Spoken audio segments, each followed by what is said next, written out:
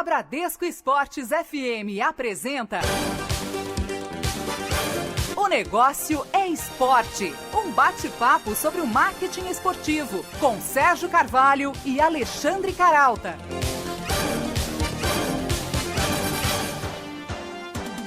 Boa noite para você ligado na Bradesco Esportes FM e para você também que nos acompanha pela internet no portal da Band e ainda acessando a nossa página www.onegocioesporte.com.br.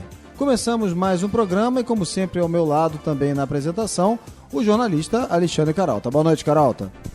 Oi, Sérgio. Boa noite aos ouvintes. O Negócio é Esporte de hoje aproveita o início da Copa do Brasil na próxima quarta-feira e levanta a bola sobre o modelo de competição ideal, mais atraente para os consumidores, os clubes, os investidores. Por exemplo, os campeonatos estaduais já não se sustentam, como indicam os estádios vazios no Rio? Pois é, Carolta. Segundo um estudo recente da Pluriconsultoria, a taxa de ocupação dos estádios no ano passado foi de apenas 26%. Agora, no Campeonato Carioca desse ano, o Flamengo, time da maior torcida do país, jogou para menos de 3 mil pagantes no Maracanã. Em relação ao Campeonato Brasileiro, será que chegamos à fórmula ideal? Ou a tendência é adotarmos um sistema misto, com a volta de jogos decisivos? Quem aponta esses caminhos, até com base em pesquisas recentes sobre o comportamento do torcedor, é o economista Fernando Ferreira, sócio da Pluriconsultoria e da Brasil Sports Market. Mas antes, Carolta, vamos a um rápido giro sobre as novidades do mundo do marketing esportivo.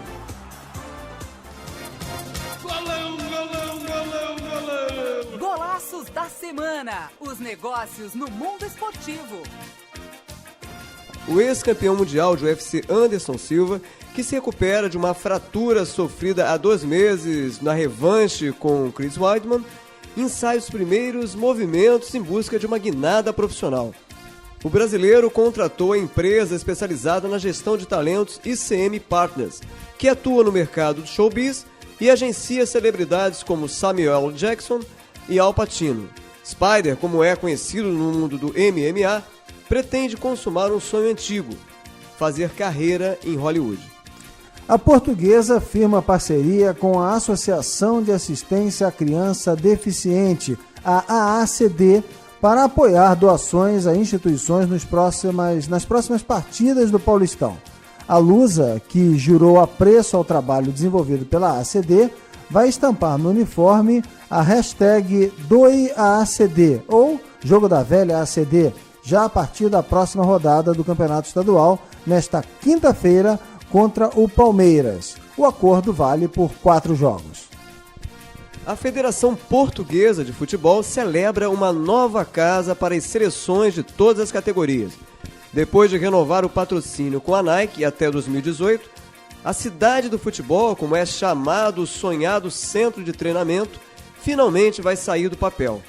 A construção está orçada em 10 milhões de euros, o equivalente ao que, especula-se, a Nike vai desembolsar por ano. Há 6 meses do Mundial, a Confederação Brasileira de Basquete espera por uma ajuda do governo federal para diminuir a crise financeira. O presidente Carlos Nunes disse que pretende anunciar em breve o novo investidor para sair do vermelho. Atualmente patrocinada pelo Bradesco, a CBB perdeu o apoio da Eletrobras no ano passado, o que gerou uma pressão para que o governo indicasse uma outra empresa pública. Com a saída da Eletrobras, o orçamento teria caído de 21 milhões de reais para 4 milhões e 800 mil reais, estimou o presidente da CBB numa entrevista ao jornal O Estado de São Paulo. Formado em economia, especializado em marketing esportivo e pesquisa de mercado, Fernando Ferreira é o sócio fundador da Pluriconsultoria e da Brasil Sports Market. Fernando, boa noite, é um prazer receber você mais uma vez aqui em mais uma edição de O Negócio Esporte. Boa noite, Fernando. Boa noite, o prazer é meu, agradeço novamente o convite e fico à disposição. Muito bem, Fernando. Na próxima quarta-feira começa a Copa do Brasil, um torneio estruturado com todos os jogos no sistema mata-mata. E então eu começo perguntando, para os negócios, esse é o melhor modelo de competição, já que cada jogo é decisivo? Bom, eu acho que é um dos negócios, né? Quer dizer, o que a gente percebe é que um calendário como um todo, no mundo inteiro, onde a gente percebe que o calendário é mais eficiente, você tem a combinação muito bem sucedida entre campeonatos nacionais, copas nacionais, como a Copa do Brasil, e também copas intercontinentais, vamos dizer assim, ou internacionais, né? Que envolvem vários países. Então, o que a gente percebe é que Europa quanto América do Sul, com exceção do Brasil, que a gente tem a particularidade dos estaduais, né? Esse modelão que contempla, no caso brasileiro, o Campeonato Brasileiro em várias séries, a Copa do Brasil e as Copas Sul-Americana e Libertadores, elas são o conjunto do modelo mais interessante. O modelo de Copa, como a Copa do Brasil, eu acho um modelo muito interessante, porque ele é um modelo que ele integra, é um modelo atrativo por ser um campeonato de mata-mata, né? A gente precisa ter um campeonato de mata-mata, já que o campeonato nacional é um campeonato de pontos corridos, e isso é quase um padrão internacional, tá? Então eu acho que ter uma competição com mata-mata, com uma quantidade grande de clubes, com uma representação nacional, eu acho interessante e principalmente a ampliação que a gente viu no número de clubes foi uma coisa bastante interessante. Eu até acho que poderia até ser um pouco maior a Copa do Brasil do que ela é no número de clubes. Você falou nesse número, na ampliação do número de clubes, e na tua opinião, você acha que podia aumentar mais ainda? Aí também não corre o risco de a gente voltar a ter um modelo próximo daquele campeonato brasileiro gigantesco que a gente tinha, por exemplo, na década de 70, em que você perdia, quer dizer, era muito inclusivo, mas você perdia um pouco o foco. A gente não corre esse risco? Não, eu acho que não. Eu acho que, inclusive, isso seria mais um benefício, porque para o campeonato nacional, como um campeonato brasileiro, entender assim, ele não faz sentido você ter um campeonato inchado. Então, nós temos um campeonato de 20 clubes, no Campeonato Brasileiro, para todas as séries, que segue um padrão internacional, né? Isso é mais ou menos comum, varia aí de 16 a 24 clubes nos demais países. Nas Copas é diferente. Então, o que a gente tem visto nas Copas aí? As Copas, em geral, têm uma quantidade bastante grande de clubes, mas elas têm um sistema classificatório também inteligente. Então, vamos pegar o exemplo mais que a gente poderia chamar de inchado, eu não considero inchado, mas mais inclusivo. A Copa da Liga da França é uma Copa com 7.400 clubes. Acredite se quiser, é um negócio impressionante. Ali, qual é a diferença? A diferença é que você começa as fases preliminares, não tem a participação dos grandes clubes. Então, por exemplo, os clubes de primeira divisão, um clube como o PSG, por exemplo, vai entrar no campeonato lá pela 5ª fase da competição. Antes disso, são competições eliminatórias envolvendo equipes de divisões anteriores do futebol nacional. Então, em geral, eles fazem o seguinte, vamos pegar o caso deles, eles têm 8 divisões de futebol, a 8ª divisão começa na primeira fase, e aí a 7ª começa um pouquinho à frente, a 6ª, a 5ª e aí por diante. Quando chega na 5ª fase, é que começam a entrar os demais clubes. Dessa maneira, o que acontece? Você consegue fazer uma competição com custo baixo, regionalizado e principalmente dar condições para os clubes menores, porque, veja, um grande problema que a gente tem no nosso calendário hoje é que você tem 100 clubes com calendário nacional e você tem 550 clubes que jogam 3 meses por ano. Então, além de uma reformulação no Campeonato Brasileiro em si, que poderia ter mais divisões do que existe hoje, quer dizer, você poderia também aumentar o número de fases preliminares da Copa do Brasil e ampliar o número de clubes. Pegando um outro exemplo, que esse é muito bem sucedido, que é o caso da FA Cup na Inglaterra, é uma competição que a Inglaterra, ela tem, assim como Portugal, ela tem 2 Copas. Como nós temos a Copa do Brasil, lá eles têm a Copa da Inglaterra e a FA Cup. A FA Cup, que é a mais antiga, é uma competição de 700 clubes. Participam clubes de todas as divisões E também no mesmo sistema classificatório, eles começam, os clubes mais importantes da primeira divisão entram em fases mais adiantadas, mas os menos importantes começam nas fases iniciais. E eles têm também a Copa da Inglaterra. A Copa da Inglaterra já é um outro modelo, são apenas 42 clubes, são 20 clubes da Série A e mais da Premier League, né? E 22 clubes da Série B, da Championship. Então só disputam os clubes da primeira e da segunda divisão. Pois é, falando um pouquinho dessa quantidade de jogos, aí o Movimento Bom Senso Futebol Clube alega que a maioria dos clubes do país, dos times do país, né, joga em média apenas 17 partidas por ano. Em contrapartida, os times da elite podem jogar até 85 jogos, né, numa mesma temporada. E isso aí acaba, como a gente já vem falando aqui, dificultando, né, dificulta os clubes de menor expressão a se tornarem economicamente autossuficientes, né? Que modelo de competição seria indicado para esses clubes, para que não tenham prejuízo com as partidas e para que atraiam cada vez mais torcedores e, consequentemente, aumentarem aí também as suas receitas, hein, Fernando? O modelo de competição é você nacionalizar o calendário, que é o que todo mundo faz. Quer dizer, qual é o nosso diferencial? Qual é a jabuticaba da história? Que é o estadual. Então, por que nós temos tantos jogos dos clubes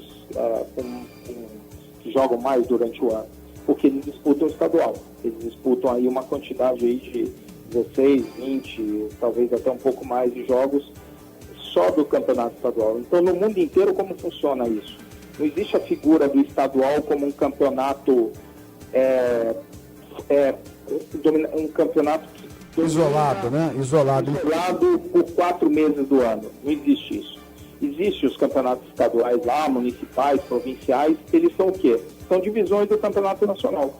Então, vamos pegar um exemplo, a Alemanha, e esse exemplo da Alemanha vale para qualquer outro país. Para a grande maioria dos países, a gente analisou 60 calendários e pelo menos 54 são neste modelo, que é o quê?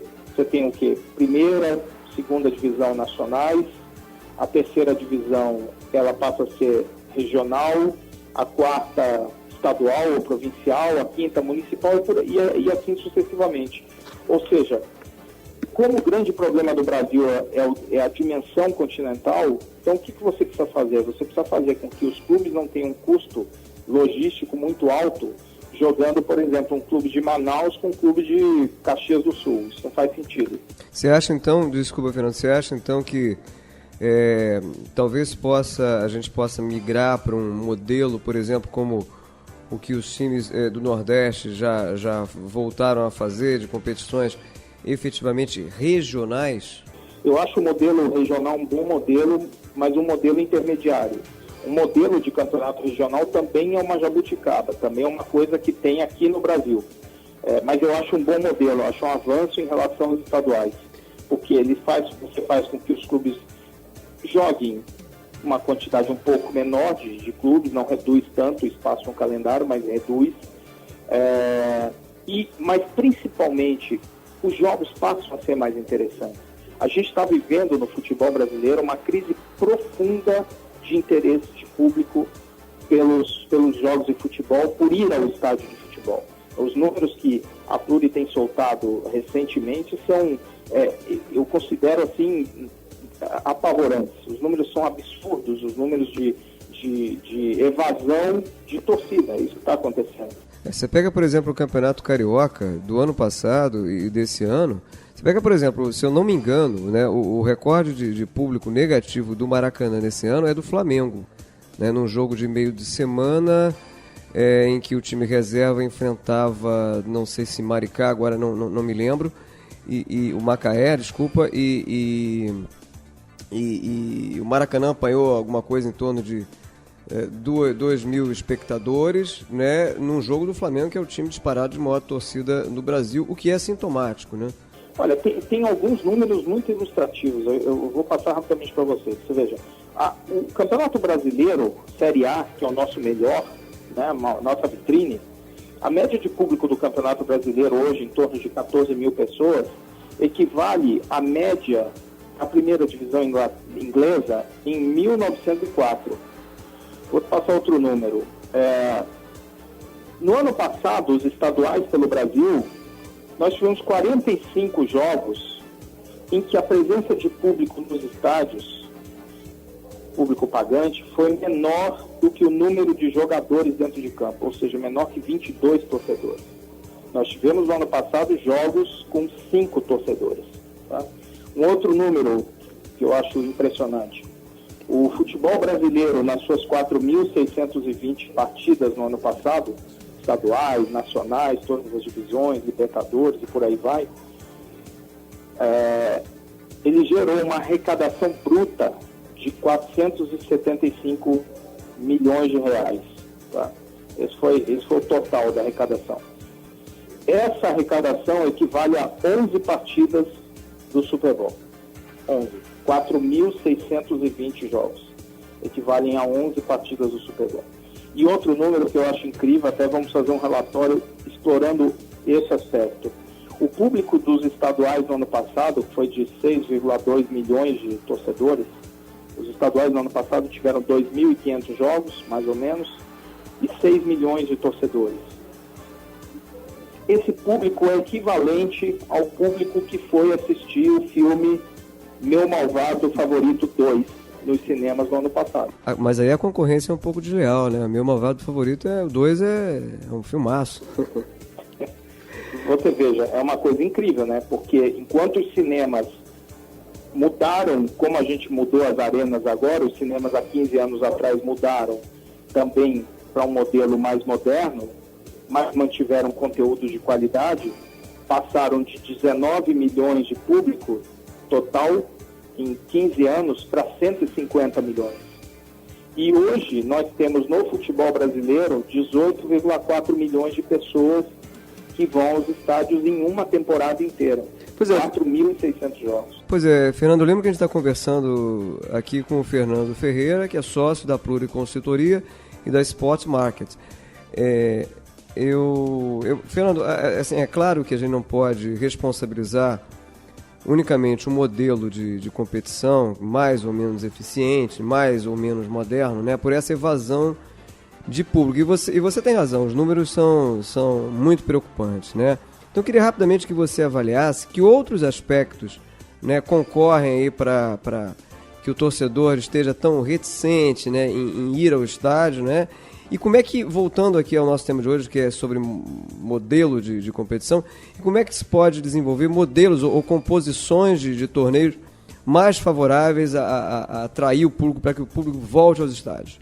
Bom, eu acho que, respondendo a primeira questão, quer dizer, o que afeta a ida ao estádio, além da questão do calendário, quer dizer, o preço, certamente, esse é um problema muito nítido, violência ou sensação de insegurança dos torcedores, e eu diria que a qualidade do jogo também, a qualidade do jogo é um problema, porque hoje a gente não tem craques na quantidade que tínhamos no passado, cada vez está mais difícil você ter jogadores que façam com que o torcedor realmente se sensibilize e vá ao estádio, né? E você tem outras questões menores, mas também importantes, né? O acesso do torcedor, horário de jogo, a concorrência com outras formas de entretenimento, que é um problema sério, né? A concorrência com o próprio pay-per-view, que é uma opção barata. O Brasil, o pay-per-view é barato, principalmente em relação ao preço do ingresso. Então, isso tudo contribui. O que faria? Quer dizer, eu acho que o Brasil, a gente precisa, e essa é um pouco a angústia de quem mexe com gestão de futebol, porque os clubes têm um ambiente caótico sempre muito voltado para o jogo da quarta e o jogo do domingo, e as federações, em geral, não estão preparadas tecnicamente para fazer um trabalho em cima de cada um desses problemas. Quer dizer, se você tem um problema de preço, você tem que fazer uma avaliação, você tem que fazer um estudo de pricing eficiente que encontre qual é aquele ponto de equilíbrio que faz com que o torcedor volte e você tenha resultado na operação, o clube não tenha prejuízo com a operação, inclusive resultado em outras frentes de receita, como, por exemplo, patrocínio, licenciamento, as propriedades de estádio e tudo mais, né? Então, eu acho que a gente precisa trabalhar cada ponto. Vamos imaginar o seguinte: se o futebol fosse uma empresa privada, por hipótese, há muito tempo já se teria força-tarefa para cada um desses problemas, como qualquer empresa faz. Se eu estou com um problema que eu não consigo vender esse produto, eu tenho um problema de qualidade, eu tenho um problema de logística, eu tenho um problema de preço, eu vou trabalhar em cima para resolver o problema. E uma das questões relacionadas aqui passa também, obviamente, pelo calendário. Você vê alternativas interessantes de competição. Então, voltando à questão de competição, eu acho que nós temos fórmulas interessantes no futebol brasileiro. Eu não acredito que o nosso problema seja um problema de formatos de campeonato. Eu acho o formato da Copa do Brasil interessante, assim como dos campeonatos nacionais, e assim como as competições internacionais dos quais nossos clubes participam. O problema central está em fazer competições que já não parecem mais estar, vamos dizer assim, estão fora do tempo. Então, por exemplo, quando você me diz assim, o problema do calendário, a questão do calendário é uma questão relacionada aos estaduais. O que nós temos de diferente é o estadual. É uma opção de se atacar esse problema ou não. Queremos ter um campeonato estadual com 7 datas, como o bom senso sugeriu, ou queremos ter um de 16 ou um de 23. Nós estamos terminando um estudo que busca mensurar qual é o custo de oportunidade dos estaduais. Porque às vezes as pessoas falam o seguinte, eu escuto com frequência esse argumento. O clube recebe muito mais jogando o estadual do que jogando a Libertadores. É verdade. Não porque o estadual seja bom, mas sim pela política da Conmebol. Fernando, vamos continuar nesse papo do estadual, porque é um assunto interessante. Esse ano, inclusive, a gente tem aí um aperto no calendário por conta da questão da Copa do Mundo, que vai influenciar diretamente nos estaduais. A gente vai continuar falando sobre isso. No próximo bloco, logo depois do intervalo, a gente retoma esse assunto. Eu só queria aproveitar aqui, já que a gente falou da questão do menor público esse ano aí no Maracanã, só para a gente corrigir, a nossa produtora Carol Farias está trazendo para a gente a informação, foi o jogo Flamengo e Madureira com 3.376 presentes no Maracanã. A gente vai fazer então um rápido intervalo. O nosso convidado dessa semana aqui no Negócio Esporte é o sócio da Pluriconsultoria e da Brasil Sports Market, Fernando Ferreira. A gente faz um intervalo rapidinho e voltamos já aqui na Bradesco Esportes FM. Até já. Um pit stop. O Negócio é Esporte volta já na Bradesco Esportes FM.